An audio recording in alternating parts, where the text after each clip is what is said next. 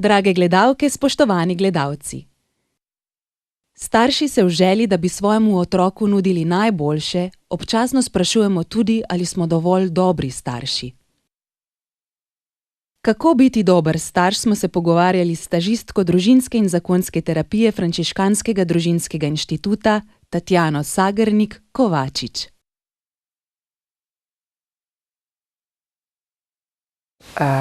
Takrat, ko se starš vpraša, a je dovolj dober, pomeni, da mu je mar.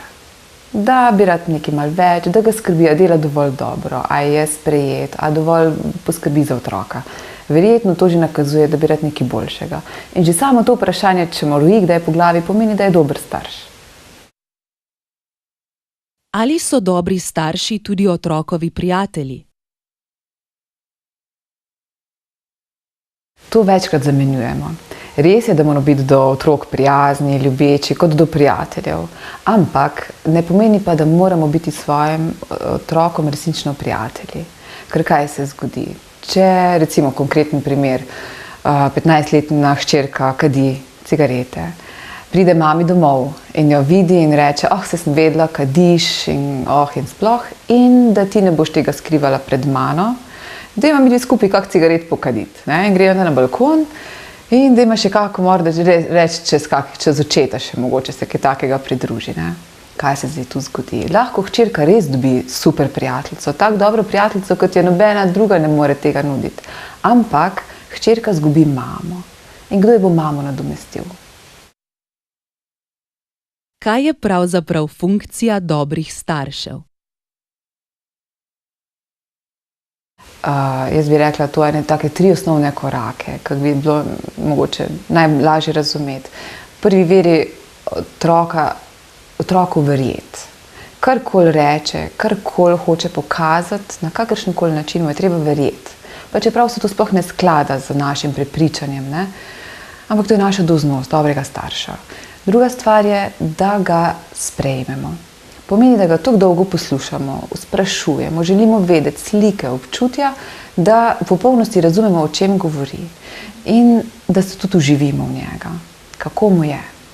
In tretja stvar je tudi zelo težko, ampak je nujno potrebno, da vedno ohranimo otroka.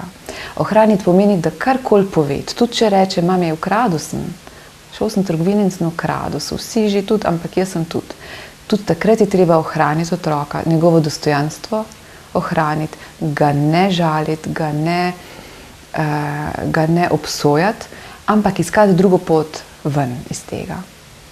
Tako tudi mu pokažemo spoštovanje in to je edina pot, da bo on ohranil spoštovanje do nas.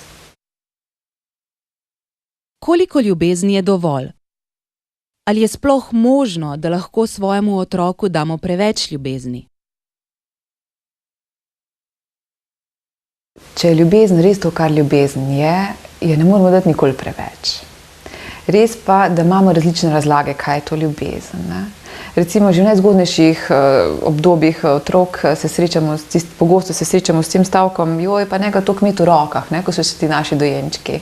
Njega imeti toliko v rokah, njega toliko crkljati, ker se bo navadil in sploh ne bo nikoli samostojen in se ne bo znal samo umiriti in to. Ampak to ne pomeni, da to ni dejanje ljubezni. Tu bežimo pred tem, da bi dali otroku to, kar rabi otrok in kar rabi dati starš. To je ljubezen. In če dojenček potrebuje, da zadovoljimo vse njegove potrebe, da skrbimo, da ga potolažimo, ker on nas kliče, pomeni to dati ljubezen. In če to pomeni fizični kontakt, ga moramo imeti v objemu. To je ljubezen. Ali pa recimo druga stvar je tudi to tekmovanje z sinom, oče s sinom. Ti bom pokazal, toliko te imam rad, da ko boš ti toliko dobro se prismučal dol kot jaz, pol to pomeni, da si pa dovolj dober. Tudi reče izdajanje ljubezni, ki mi je mar, da ga pripravim na svet ali karkoli. To ni ljubezen.